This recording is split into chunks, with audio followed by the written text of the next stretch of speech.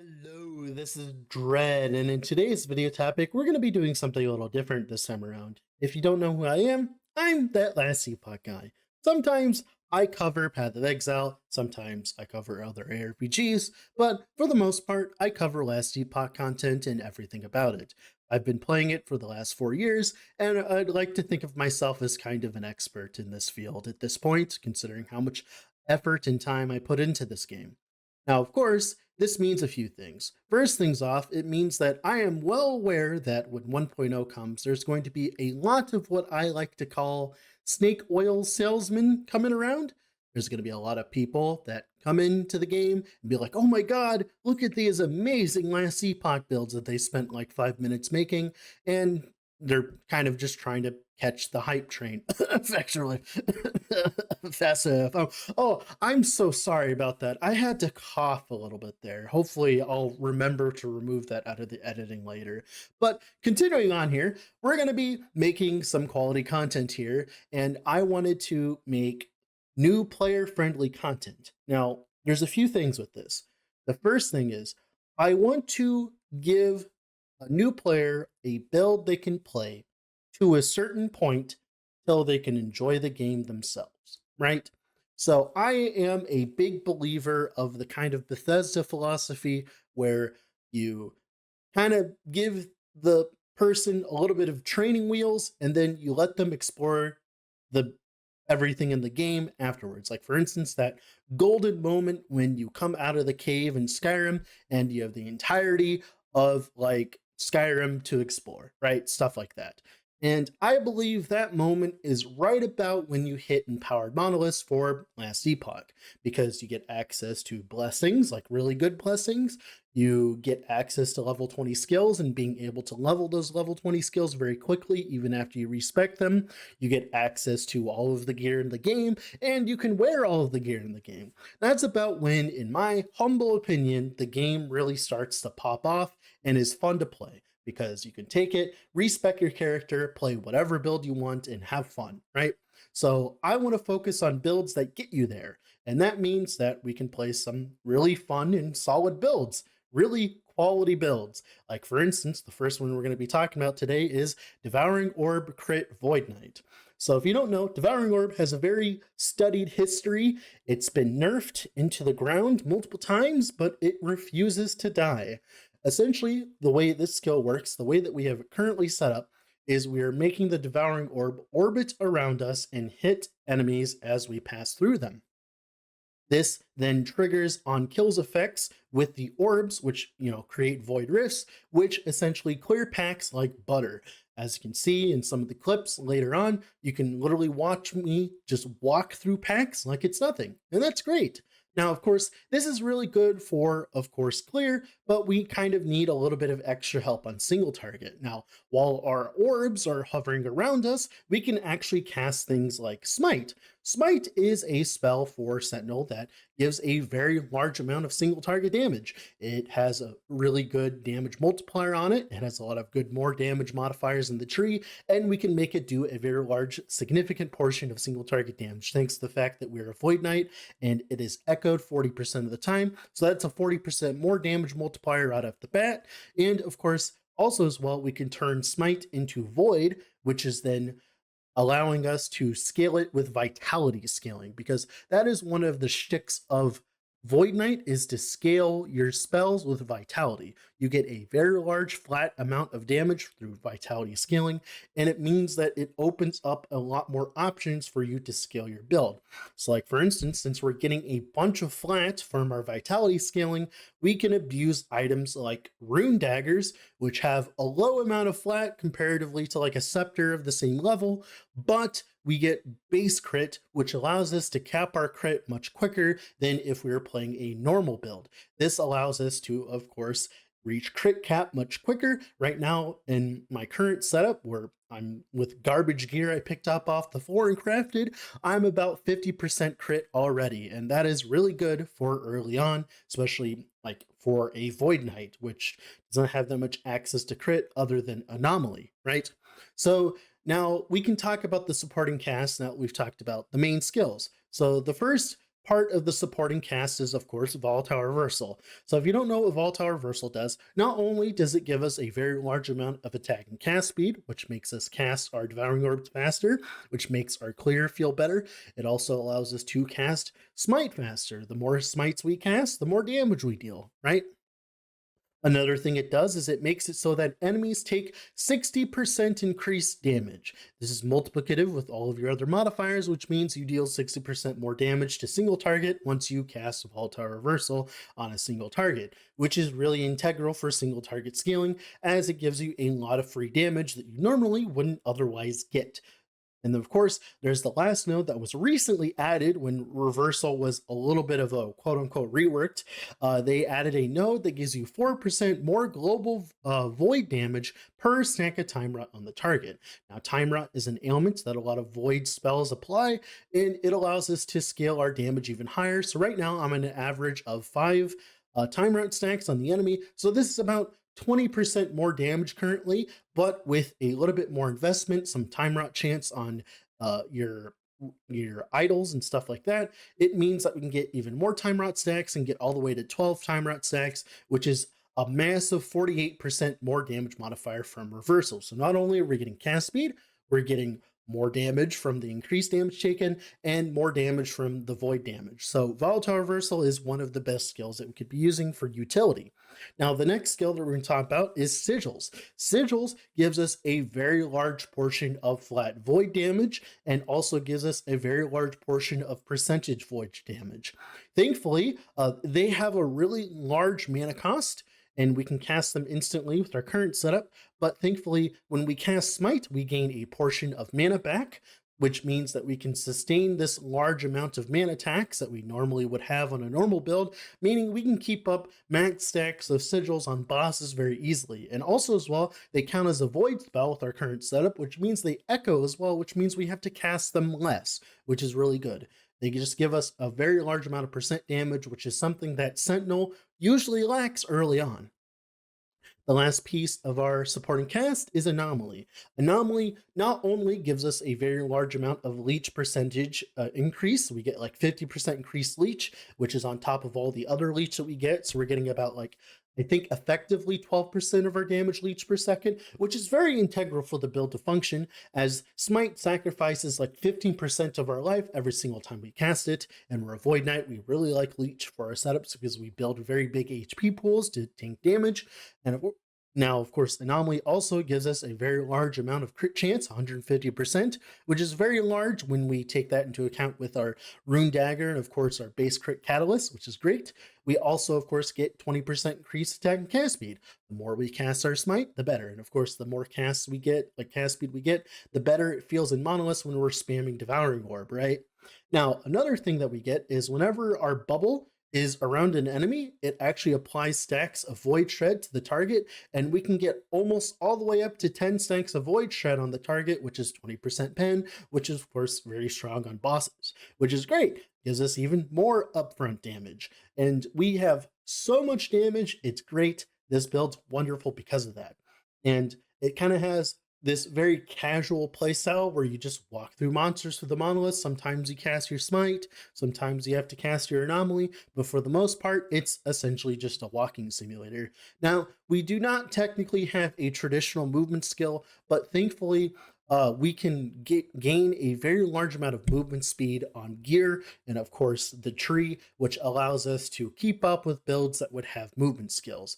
It's a little bit slow going because of that, but the amount of damage that you gain from all these supporting casts is really good. Like, you don't want to be missing all that, because one of the biggest problems right now is Devouring Orb has a little bit less damage than other skills, but the quality of life that it gives is so good that it's okay to focus our skills on doing more damage to benefit our Devouring Orb, to make up for the fact that it does less damage, so that we can benefit from, of course, the quality of life. So yeah, that's pretty much it. The base concept around the build. Hopefully that was comprehensive enough. Now we're going to go in game real quick, or go in planner, and we're going to talk about how I leveled this point by point so that you have a good understanding of how to swap into the build and get it up and running, right? All right, now we're going to go through a step-by-step tutorial of how to level Voidknight through the Last Epoch planner, which makes it very easy. Now, of course, in the beginning, we're going to be starting with, of course, Vengeance, and then we're going to be using Vengeance and Warpath for clear for the first few levels, right, through the early zones. Now, don't fret. The early zones have gotten significantly more difficult, especially for Sentinel, as you essentially have basic attack. But eventually, you get access to a skill called Hammer Throw. Hammer Throw, the way it works is you shoot it out, it comes back to you, and deals double damage. So this is going to be very, very important when you are able to specialize Hammer Throw, right? You're going to put 1 point into Winged Hammers, eventually when you get the point, and then you are not going to put a point into Steadfast Path when you get the extra point. You are not going to put the point into it, and you're going to wait until you get the next point. Because the biggest problem with this node is it makes it so the hammers do not return to you, which means it's actually dealing less damage if you put a point into this point early. So what we're going to do is we're going to wait until we get there. We're going to put a point into that, and then put a point in Iron Spiral when we have 2 points instead of putting it in when we have 1 point, because Iron Spiral is essentially how the entire build functions. This is going to make it so the the hammers spiral around you and do a lot of damage, which is great. That's what we want early on. Then, of course, we're going to grab 2 points into Catapult, which is going to give us a lot more projectiles, but it's going to make the mana cost higher, so you're going to have to maintain your mana a little bit, but it's definitely worth it for the upfront damage. Then, of course, eventually, we're going to take 1 point into Rapid Throw, then 5 points into Weighted Hammer. This is going to give you a very large amount of damage early on, and will carry you until you swap into Devouring Orb. Now, early on, what you're going to do is you're actually going to specialize Lunge as your second slot, and then you're going to add 5 points into Dawn Charge. Dawn Charge allows you to gain all of your missing health back, and it helps a crap ton early on. Now, of course, another thing that I would suggest doing early on is, of course, putting Rebuke on your bar. Rebuke is a channeled spell that allows you to take less damage. This helps you in a lot of the sticky situations early on. One of the biggest problems right now, currently as it stands, is there are some bosses currently that you require to move out of the center of their arenas because there's a bunch of bugs when it comes to like hammer throw clipping into terrain, which means you need to move the boss with your body, right? And you can do that, and then it makes it so that, of course, you can actually deal damage to them. So if you think that you're ZDPS, try moving the boss around a little bit, and it's probably because your hammers are getting clipped into the terrain, right? And of course, we're going to talk about some of the passes we're going to grab while we scale this hammer throw version of the build. So we're going to be grabbing 5 points into Fearless, right, for the Vitality and Health Regen. This gives us a lot of Health Regen early on, which means that we sustain ourselves much better in terms of HP, because we're going to be taking a lot of damage as we're a Sentinel. Then we take 5 points into Armor Clad, which gives us a lot of less damage taken from enemies, and this amount of flat armor early is very strong, as it gives us a lot of DR against generic hits. Then we're going to grab 5 points into Valiant Charge, which gives us cooldown recovery speed for movement skills, which is really good for our lunge, and helps us sustain our lunge even more, and lets us lunge through the maps much easier. Then we're going to take 5 points into Time and Faith. The main reason why we do this is because our skill, Hammer Throw, costs a lot of mana. So we're going to be putting, once we have Hammer Throw set up, we're going to be putting Vengeance on our bar, which not only gives us a passive DR boost, it also, of course, gives us mana back for our Hammer Throw. So as we go through the early monolith, right, we can smack things with Vengeance to give us more mana back for when we're using Hammer Throw. And after this, you're going to get access to your mastery, which you're going to choose Voidknight, of course. Then you're going to be putting points into Temporal Corruption, which gives you a very large amount of flat damage for your Hammer Throw and, of course, for your spells later on. Now, what you're going to do is you're going to get access to your third specialization point, and you're just simply going to allocate Smite and not touch it. You're going to let it get some levels while you're leveling your other skills, right? And then you're going to continue on here, grab World Eater, as it'll make you leech the damage from your hammers, which is really good. And then eventually we're going to be grabbing Void Bolts. And then at this point, right, we're going to get access to Devouring Orb. This is a few levels over. It's like level 25 or something like that. And then once we get access to Devouring Orb, we're going to take a few points into Smite. We're going to take 2 points here. We're going to put 2 points in Sacrifice, right? Then eventually we're going to take 2 points into Blinding Flash. then 3 points into this, and then 2 points into Conflagration. And this should carry you throughout the entire campaign for damage for Smite. Now, of course, then we're going to respecialize our Hammer Throw here, right? And then we're going to allocate Devouring Orb instead. At this point, as soon as you get access to Devouring Orb on the passive tree, you're going to make this switch because Devouring Orb is really good early on. So we're going to take this point travel, Void Adept. After that, we're going to take Hollow Orb for the duration, make our Devouring Orb last longer. And then of course we're going to grab 1 point to Dark Moon, which is going to make it so our Devouring Orbs actually travel around us and circle around us so that, of course we can pull them with us. Then 1 point into Abyssal Rush, then 1 point to Cosmic Impact. This is going to make it so your Devouring Orbs, as they pass through enemies, they'll deal damage and of course kill enemies around you, which is great. And of course, we're going to take 5 points into Extinction, which makes it so that these balls, right, do a lot more damage to enemies. And at this point, you essentially have the entire build for early on. And then eventually you're going to be working into the planner that I'm going to be linking down below. But after this, the leveling will be super simple and easy, and you should be good to go. For items that you should be looking for early on, you should be looking for wands with like flat damage and cast speed, like this, with like cast speed, right? And crit chance, stuff like that. I'm going to be looking for stuff like crit chance too, right? Stuff like this. You're going to want a catalyst at this point that has base crit like this. That'll make it so your Devouring Orbs and your Smites can crit early often, which is really good for you, of course, right? And then you're going to want, of course, movement speed boots, silver rings, and at that point, that should be it. You can scale some vitality on your gear, of course, which will give flat damage to your Smite and give you flat damage for your Devouring Orb. And then there is a very strong affix called Spell Damage and Void Damage here. Yeah, here, added Spell Void Damage. This is very strong early on as well, which you want to be looking out for. And that's pretty much it for the early game for the build. And at this point, you should be good to go all the way to Empowered Monoliths as long as you follow the planner to the detail. Now, of course, now that we've talked about the leveling process in detail, we can talk about the finished product. So we're going to go over the skills first and talk about them in detail. So we have Devouring Orb. Like I said, Devouring Orb is all of our clear. It kills stuff. It creates explosions when it kills stuff and gives us a lot of damage. So of course, we're going to be grabbing Dark Moon, which makes it travel around us. 1 point into Abyssal Rush travel, although the movement speed is very nice. Then 1 point into Cosmic Impact so that the actual Devouring Orbs hits enemies and causes explosions for us. Then 5 points into Extinction to make these Cosmic Impacts deal more damage, which allows them to, of course, deal more damage. Then we take 1 point travel into Void Adept, 1 point into Hollow Orb, and then 1 point into Abyssal Emission. Abyssal Emission, these don't do that much damage. They cast extra Void Risk for you, but they don't really do that much damage. The main reason why you do this is so that you get extra casts of World Rot, so we apply more Time Rot stacks to a singular target. It's just free clear, essentially, and free like single target, which is great. Then 2 points travel into Rift Collar, although eventually when you get plus levels Devouring Orb, this is definitely what you want to be investing into. Then 3 points into Abyssal Expanse. We want a little bit of Void Rift area so that whenever our Devouring Orbs kill a mob, the Void Rifts are big enough to kill other mobs, and then of course it will chain reaction and kill all the mobs in the pack. We want to have area for the Void Rifts so that that is an easy process.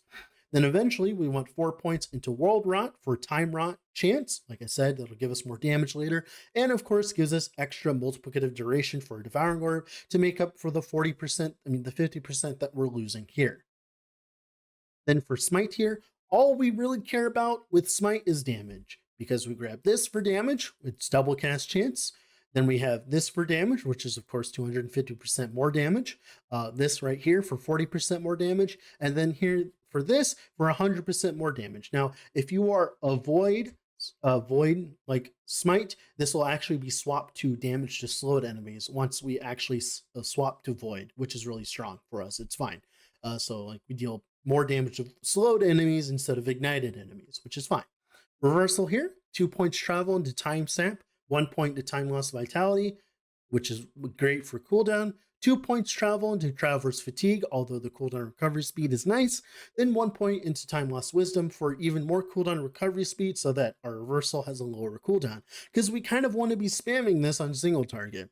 Then 1 point into Sapient Void Rift, and then 1 point into Terminal Void Rift. That is because these Void Rifts, they apply debuffs to enemies, and this stacks per Void Rift that you hit with. So since you're hitting with 2 Void Rifts, you get enemies take 60% increased damage, which is a 60% more damage multiplier. Then, of course, we take the 4 points into Food for Worms, so we get not only some extra Void Rot chance on our Void Rifts, so we apply 2 stacks of Void Rot on enemies when we, Volatile Reversal on top of them, we also get a lot of Global Void damage per Time Rot, and this is why we actually invest in a Time Rot for later on. Then 2 points into the cast speed here for free cast speed for single target, right? Sigils here, we take first we take 2 points travel into we take 2 points travel into Empowering Sigils, right? 2 points travel into Word of Alacrity, then 1 point to Exigency. This will make it so that we can cast it instantly, so we don't have to spend our very precious time of casting. We don't have to spend it actually casting the sigils. We can cast it instantly, and we can cast it as we're gaining mana back as we're casting Smite, which leads to much better gameplay than having to actually manually cast the sigils. We don't mind the mana cost because we get plenty of mana back with Smite. Then, of course, we take 2 points travel into Iron Sigils, then 4 out of 5 points in Enduring Hope. This makes the Sigils of Hope last longer, significantly so that we don't have to be spamming it to maintain uptime. And of course, 1 point into Tetragram for the extra sigil. So we go from 3 sigils to 4. Then eventually we fill out Empowering Sigils, grab Last Wish, so we summon sigils on kill. This means that at the beginning of the map, you cast 4 sigils, and then as you go through the map, you get sigils on kill, which of course refreshes your sigil buffs, right? Then 3 points into Decree of Flame, which gives us additional fire damage, but then we're immediately converting that into Void. So not only are we getting about 50% increased damage per sigil, which is 200% increased damage total. This flat fire on this and the flat fire on the base sigil is giving us 6 flat per sigil, so that's 24 flat void. We're getting 200% increased damage just for existing, which is great. It's great. It's really great early on because, early on you don't really have that good gear, especially as a Sentinel, because Sentinels are starved for increased damage, which means that we use sigils to kind of buffer that, right? Then Anomaly here, we take 1 point travel into Void Touch, 1 point travel into Immediacy. This will make it so that Anomaly is triggered instantly so that you don't have to interact with the mechanic and accidentally delete bosses without knowing about it. Then 1 point to Time Bubble. This will apply a bunch of slow stacks for us, which is great for the Smite. So we apply slow stacks and deal more damage to slowed enemies. It also gives us the Void Trade stacks per second, which can get almost to 10 stacks if you're sitting on the target. Then 4 points into Temporal Mastery to make this Time Bubble last longer. Then we're going to take Time Lord, which is going to make Anomaly cost mana, but it's going to make it so that the Time Bubble is cast on top of us, which means not only can we walk on top of enemies to get the Void Shred stacks, we also, of course, get the ability to get all the other buffs. Like, for instance, we get increased critical strike chance, right? With Decimation, which is really strong early on, as we don't get that much crit chance, which helps us balance out our crit and actually get a decent amount of crit. 2 points into Manipulation for the cast speed, as we very much so like cast speed for Smite. We, of course, get the cooldown recovery speed as well, which allows us to spam more Devouring Orbs. Then 2 points into Time Eater, right, for Health Leech, and its effect is doubled for Void damage, which is all we're doing. So it's 2% Leech, which is great, on top of the 6% on our tree, so we have 8% Leech. And then we grab 1 point into Voidma, which gives us a 50% increased multiplier on this, which means that we, of course, get about 12% effective leech per second, which is really strong, as it makes up for the fact that we're utilizing sacrifice and sacrificing our life constantly with, of course, Smite. So yeah, that's pretty much it for the skills. Now let's talk about the passives. So like I said, the same setup as before from the leveling, right? Then, of course, we take 15 points into Paladin eventually, because we want 8 points in Defiance for free elemental res, and then 7 points in Valor for the flat HP, which is really strong. Then eventually 1 Sigils of Hope, as I mentioned earlier, gives us a lot of free damage. Then Voidknight here, we take 5 points travel into Abyssal Endurance, and then 6 points into Temporal Corruption for flat, 6 points into World Eater for the Void Damage Leech, which is great, 8 points into Void Bolts for the flat Void damage, so we get even more damage, 1 point into Void Corruption, which gives us about 54% increased critical strike multiplier, and it'll actually give us even more crit multi later on once we do more investment into it. 5 points into Renouncement. This makes it so that our smite not only is void, it also scales with with vitality, which is really good as it gives us a bunch of free damage, right? Which is great, like a lot of free flat. You can look at our smite here. We get 51 flat just for existing. For reference, we only have about 35 flat on our weapon, so it's doubling our damage essentially by just existing, which is really great.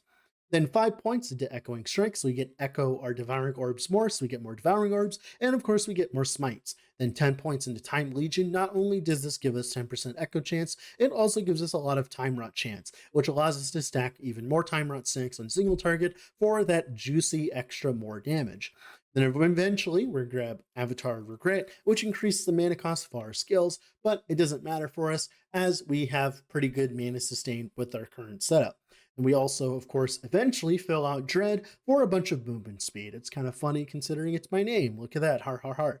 And then eventually, after all of this investment, what you're going to do is you're going to take the 6 points into Rot Ripples. What this does is it makes Time Rot go from about 3-second duration to 4-second duration, which makes it much easier to, of course, get the duration for Time Rot up there so that we can apply 12 stacks consistently on a single target. And of course, now, Void Aegis, it's on my screen. I don't know why it's on my screen, but we'll continue on as if it isn't on my screen. So now you must be wondering, well, what do I do after this? Well, if you want to keep playing this specific build, what I would heavily suggest is investing into idols that give you vitality and then eventually time rot chance. You want time rot chance on hit and vitality, as those will both give you a lot of flat damage. It will also, of course, give you a lot of HP, and of course, the time rot chance will make it so that you can get to 12 time rot stacks much quicker on single target to deal more damage. And then you're going to fill out the rest of your idol slots with large Rai idols with increased damage with smite. This can give you a lot of increased damage for your smites for a single target, which is great. And then, of course, for uniques and stuff like that, there's actually not many uniques that work very well with this build. You generally want to avoid uniques for the most part for this build. The only unique I could talk about is either Ravenous Void in your gloves, but if you don't know, Ravenous Void is essentially the headhunter of last Epoch, so you're not going to see one very quickly as a new player, but essentially gives you a lot of vitality on the glove slot, which is really strong for Voidknight. Of course, we scale our damage on vitality.